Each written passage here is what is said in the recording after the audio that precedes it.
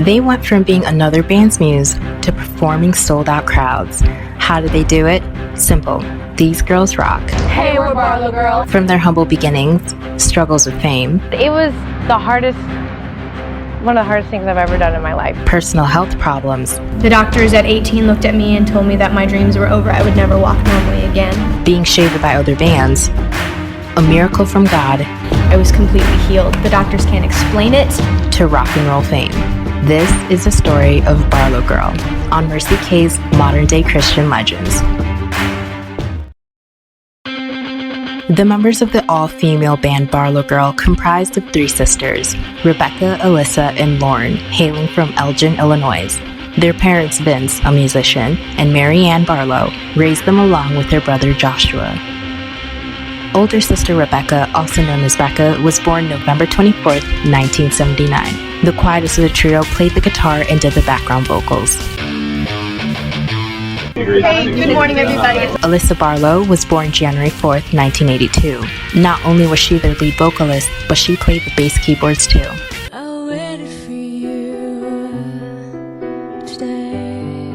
Their younger sister Lauren Barlow, fondly known as Lolo, was born July 29th, 1985. She played the drums and did vocals for the band.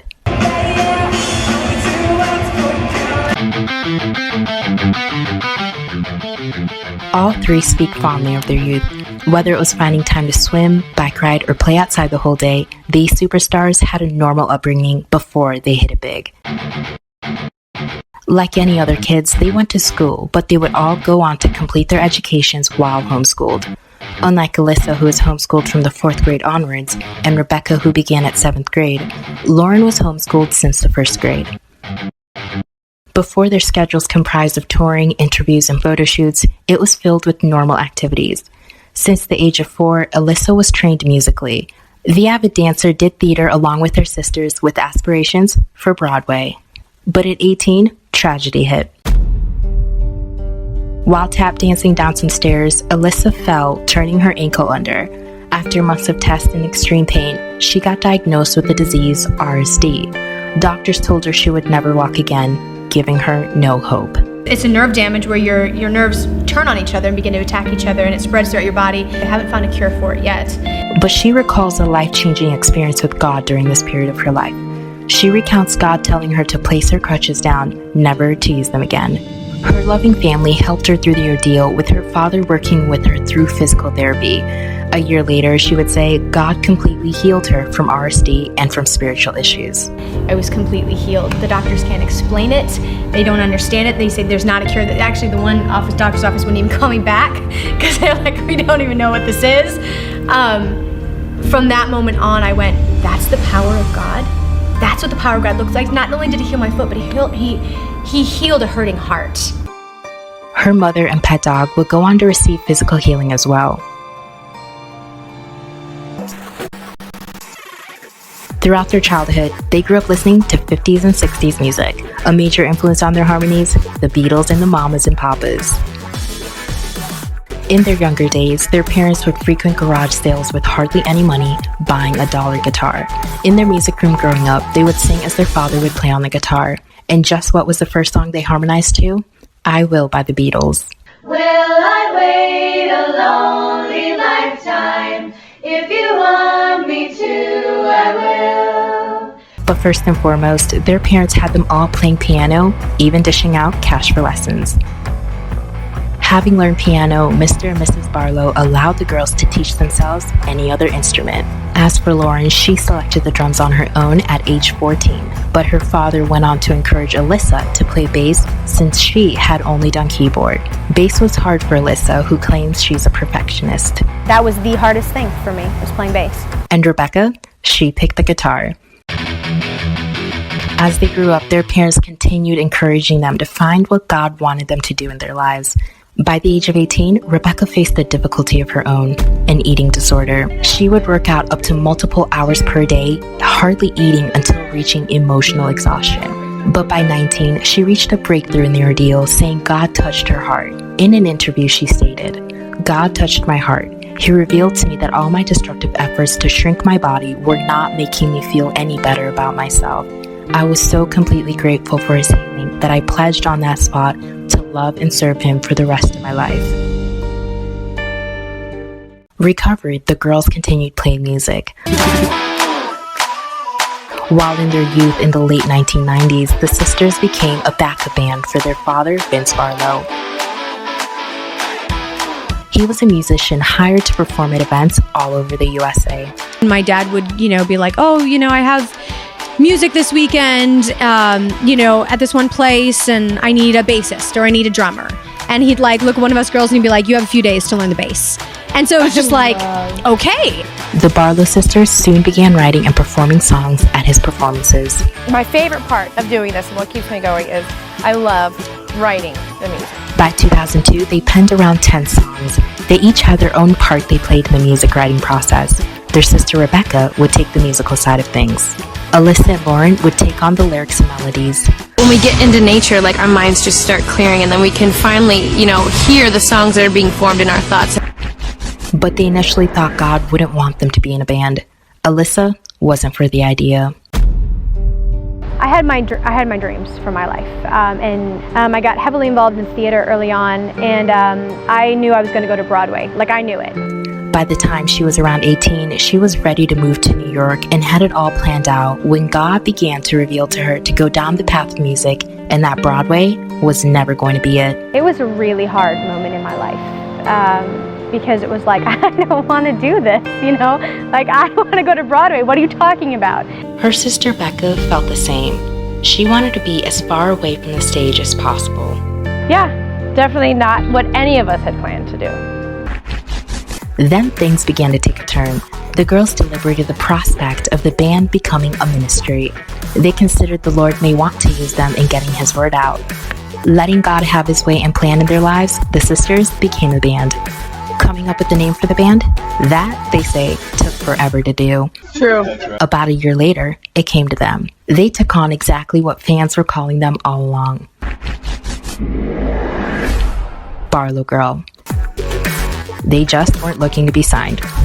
It was one of those things where we always told God, we're like, God, I don't want to get signed. And God really just kind of started changing our hearts with that. I use people in the industry to get your music out there. Though she was young, Lauren was always excited to be in the music group. I don't know, I was so excited about it. I was 100% this is my first job, this is what I'm going to do with my life, and I was just really excited. Their first song, titled You Know, was only played live. They would play a couple shows in their early teen years, though they didn't get many bookings. Nonetheless, they put in the hours, which were 40 hours of practice a week for 3 years in their basement. They continued traveling around doing family services, which became a family ministry. So we traveled together for I think 2 years, and during that time we began writing songs together, and kind of God was putting our band together without us realizing it. Their father trained them, eventually taking a step back and letting them take the stage. But it would all eventually come to a stop when Becca and Alyssa Barlow began college. They only joined their father on stage whenever he would have nearby concerts. It wasn't long until they were offered a contract, causing Alyssa and Lauren to drop out of college and Becca to quit her job. But the contract would ultimately fall through 6 months later. Things would look up for the trio in 2002 when the sisters were offered a paid trip to the Gospel Music Association's music in the Rockies seminar at Estes Park, Colorado. The record industry seminar event was for unsigned artists. Only thing is, they weren't aware it was a competition. And literally, we ended up in a competition with record labels. We didn't know it was a competition. We thought it was training. It was they were going to critique you and be like, you're the worst. And some of them said that. Nonetheless, the band reached the finals. Word began spreading about the event, making record companies interested in the Barlow sisters. A label executive that was like, we're meeting, I'm very interested in signing you. Even before they were well known, they were written about in a song by Super Chick. The band Super Chick sang a song titled Barlow Girls on their album Karaoke Stars as tribute to the sisters' stand for purity. It effectively introduced the sisters to the music world. All the boys in the band want a Valentine from a Barlow girl. A year after the competition, BarlowGirl inked a deal with Fervent Records. Oh my goodness! We got signed literally overnight. They signed on the band October 14th, 2003. That's right, the Christian rock band got signed without handing out a demo or ever actually promoting themselves. The girls initially packed their bags and made the move to Nashville, where they rented an apartment. But not once to leave their family and loved ones behind, they returned back home shortly after to resume making their album there. Their sound includes a 3-part harmony mixed with rock, with songs ranging from ballads to guitar rock. And it became a family business. Their parents were now their managers. It's not just mom and dad anymore. You know, they're making business decisions for us. But rather than it being solely about business, they wanted to keep the focus on their music ministry. A year after getting signed, they released their debut album self-titled BarlowGirl, making them the best-selling new Christian artist of the year. They were an instant success.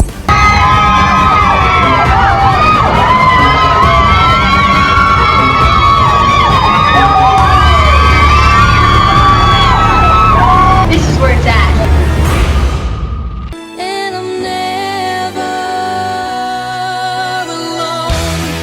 Both the Christian and the mainstream audience enjoyed their music. The track Never Alone was inspired by their previous situation of a contract offer that fell through within 6 months. It became the longest-running #1 song on radio, Record's Christian Hit Radio, and the Christian rock charts in 2004. It was also named Song of the Year, even being played on a couple secular stations. The album also featured the single Mirror. Mirror, mirror on the wall. These #1 songs gave the trio 4 nominations in the Gospel Music Association Awards. They were now the best-selling new Christian artist of 2004, selling approximately 5,000 albums a week. At a restaurant about to do a signing. They worshipped, worked, and traveled the world together. So now we're going to show you where all the buses hang out. When they began touring, their parents took to the road with them on every tour. Sometimes, even their relatives would join in. Traveling together and different things together has been fantastic. And it's been absolutely awesome. They gained a following with their message from a verse they stood by in Romans 12:2. Do not conform any longer to the pattern of this world, but be transformed by the renewing of your mind. Then you will be able to test and approve what God's will is, his good, pleasing, and perfect will. The sisters even advocated waiting on God's timing when it came to romantic relationships. God has so filled that place in each of us that has satisfied at a whole different level. They became notable for their stance on modesty, abstinence, and refusing to date. Their 2004 song Average Girl spoke on these matters. I'm not your average girl. They received backlash for standing in their beliefs, but responded saying, "We're not here to be popular. We're not here for people to like us. We're here because God put something in our hearts and we need to share that." The group was also vocal when it came to politics, often stating where their views lied on the matter during interviews. Being fresh to the music scene, independent Alyssa would take charge. Even within the band setting, a lot of it was, I got this, girls, which really helped them because they're like, good, we don't want to do it anyway. But a couple years in, Alyssa took a step back, allowing her bandmates to step up. I feel today our band is so much stronger because we're all carrying equal amounts of weight, because it's not me carrying it on my shoulders anymore. 'Cause I'm about to let go. Their second album, titled Another Journal Entry, was released on September 27, 2005. It debuted at #3 on the Christian album chart. Their first single off it, titled Let Go, was a free download of the week on iTunes and exceeded 200,000 downloads. Their follow-up single, I Need You to Love Me, climbed the charts, making it to #1 on the Weekend 22 countdown, April 2006. But I need you to love me. The single held the #1 position for 13 weeks on the Christian Hit Radio, making it the most played song of 2006. The music video for their single Never Alone didn't receive the same reception on the mainstream charts. The trio went on to feature as vocalists on Big Daddy Weave's radio single You're Worthy of My Praise on his album What I Was Made For that same year. You alone are worthy of my praise. Both Lauren and Alyssa talked about their struggles in the band. Alyssa's knee-jerk reaction to being in the band was a hard no, and there were times she felt like going back to Broadway. It took a few years for her to become satisfied, fully embracing where God had her. I can honestly say I sit, in a Broadway show and there's nothing there anymore. It's completely gone. Becca was vocal about her struggles in the band as well. the whole being an introvert and like realizing now like I'm being put in an extroverted position. Becca would say it's one of the hardest things she has ever done. She had to figure out how to be fueled by what she's doing rather than drained by it. With time, she learned how to be strong in what God called her to do despite her insecurities on stage. Lauren too faced her own challenges being the band's female drummer. I feel like us girls kind of gained a different confidence on this album that we haven't had before. I think, being a girl band, it's intimidating, there's just not a lot of girl bands in the industry. When asked about touring, they shared the hardest part was being away from loved ones. But touring as a family made it almost easier since they were all together. The girls were grateful to have a support team in their parents. It made Alyssa less homesick to have them all close by, but the family still faced their challenges. I mean, we can go at it just like any other family, If they got on each other's nerves, they stated communication was key to bring them back together. The girl group later on re-released their album in August 2006, titling it Another Journal Entry, Expanded Edition. It had 5 bonus tracks in the Never Alone music video, 3 acoustic versions of previous songs, radio edits, and a new song for The Beauty of the Earth, which was included as a soundtrack to the 2006 film The Nativity Story. For the beauty of the earth, for the glory. This embarked them on the Don't Conform tour. The trio went on to release a book titled BarlowGirl, More Than Music, selling it at concerts. It was ghostwritten by Andrew Barlow, even including a foreword from Deborah Evans. During this time, the band partnered with Mercy Ministries. The organization sought to help women, though it faced some controversy in some countries. Other ministries they partnered with include Billy Graham Evangelistic Association, among others like the Joyce Meyer Ministries Operation Christmas Child Project. So we are here with Operation Christmas Child. We are just here to just minister to people. We're not playing, we're not any of that. So we just get to be on a missions trip. For their third album, they went into the studio with producer Otto Price to make How Can We Be Silent? It was released in 2007, making it the #1 song on Billboard's Christian chart.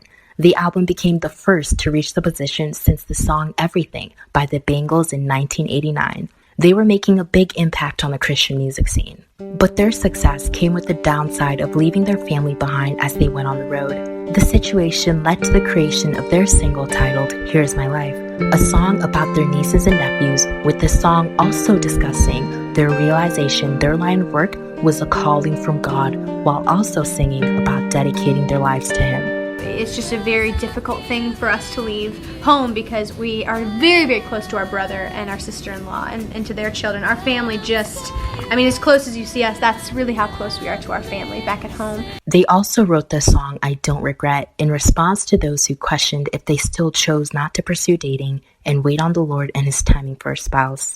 I know that beyond a shadow of a doubt that this is what God has totally called us to do, is to give our hearts to Him. Yeah. So when it's time for us to get married, He will have our hearts, and it won't have been given away to different people.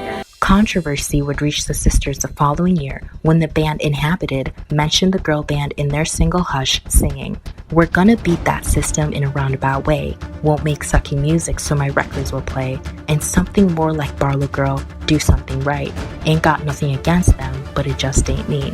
It caused great discussion in the Christian music community. Inhabited's response? It wasn't to bash or put them down. It just says our art is a different style. They have achieved great success and we would wish them no less. Lastly, we thought we made a fun, cool remix. We have always been straightforward with our lyrics and always will be. But the sisters didn't let it get to them, and it was full steam ahead. In 2007, the band began their Psalm 73 campaign based on the chapter in the Bible. They partnered with fellow Christian speakers and artists such as Toby Mac during the 73-day intensive study. In March and April, the band announced on their official online podcast they were back in the studio recording a Christmas album set to be released in September. Through the podcast, fans got an inside look of the band in the studio. The album Home for Christmas was released September 2008, peaking at #2 on the 2008 Holiday Albums chart. A song off the album titled Carol of the Bells, Sing We Now of Christmas, became one of the top 20 most downloaded Christmas songs on the iTunes Holiday section. While people sing songs of good cheer, Christmas is here. Merry, merry, merry, merry Christmas. Merry, merry, merry, merry Christmas. The sisters stayed busy that same year partnering with Dana Grush from True Girl to release an audio devotional titled 8 Great Dates, Talking with Your Daughter About Best Friends and Mean Girls in 2013. The ladies went on to go to the Million Voices tour, but say it was a struggle to balance ministry and business. Towards the end of the band, Alyssa would go on to suffer health complications. After a show, Alyssa's body went numb, causing her to collapse, unable to call for help. Being depleted of nutrients, she was taken to get help, and afterwards, she would go back on stage to perform. She states it was intense doing shows during this period of her life. Their following album, Love and War, was released September 8th of 2009. Alyssa states the album came from the two themes that repeatedly came over and over in their lives. Lauren says they gained confidence in the making of this album, even trying different writing styles.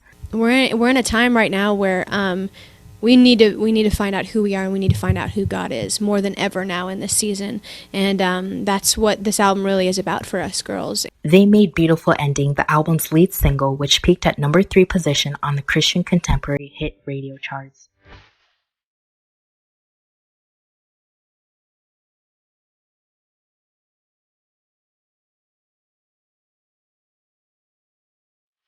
This time, the band went on tour with none other than Superchick, titling it BarlowGirl and Superchick Live Tour.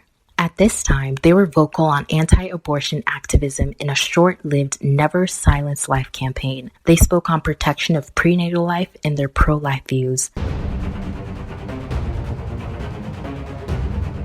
Their album Our Journey So Far was released just a year after, in 2010, containing songs from all of their previous albums. Accompanying it was their newest book, Our Journey in Pictures. It was put together with the help of their family friend Sarah Barlow, with only 500 copies being made. But their cousin would see the downside of having no relatives.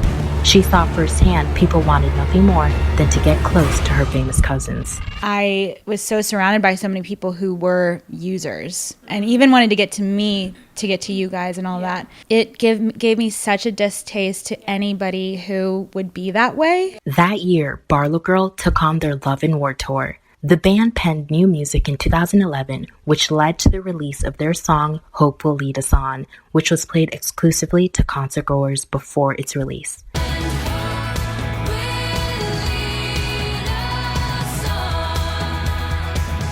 That same year, Lauren was selected to be the general editor for the book inspired by Tozer, featuring about 60 members of the Christian community who were also inspired by the author A.W. Tozer, including Jodi Eareckson-Tada and Britt Nicole. Her sisters were just 2 of the many guest contributors. Their parents too shared a chapter.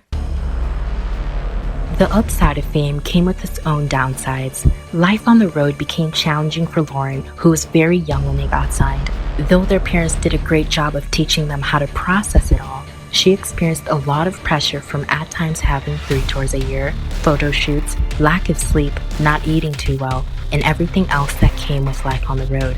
When she turned 24, she asked her parents for help seeking therapy. I'm 17 with all these business people and the pressure, and I didn't know what to do with it. I didn't know what to do with the chaos. And I went to my mom and I was like, Mom, I don't know what to do, but I think I need some type of therapy. Alyssa also went on to state that around her 30s, she realized all the success was not enough for her and that she wanted a different life experience. We all kind of went, okay, I can't live at this pace of life without dealing with my pain and my triggers. 10 years in the industry, the sisters unanimously felt they could no longer live the rock star pace life without dealing with their struggles. In October 2012, the band announced they would be retiring with no elaboration on any future plans. Working with my sisters the past 13 years has been the most incredible experience ever. I guess you couldn't pick better business partners just because they're my best friends and we still love each other, we still live together. It's just been the most incredible experience and I think we're just excited for the new journey. Their last public appearance was of the live online acoustic and chat session where they sang Hope Will Lead Us On, as well as singing the Beatles song I Will, nodding to the first song the sisters harmonized to.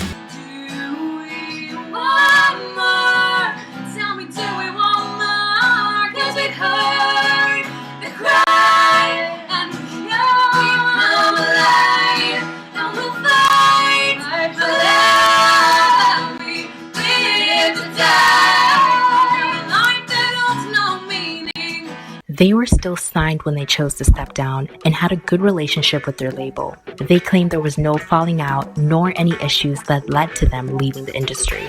By November 2016, a staff member for the girl group confirmed the purity doctrine once taught by the sisters at the start of the band no longer reflected their current views at the end of the band. In September 2020, Rebecca went on to get married, making the news public a couple days after the ceremony. Though the band ended, they left with a legacy. With 14 GMA Dove Award nominations under their belt, stars like Jamie Grace cite the girl band as a key influence in her music.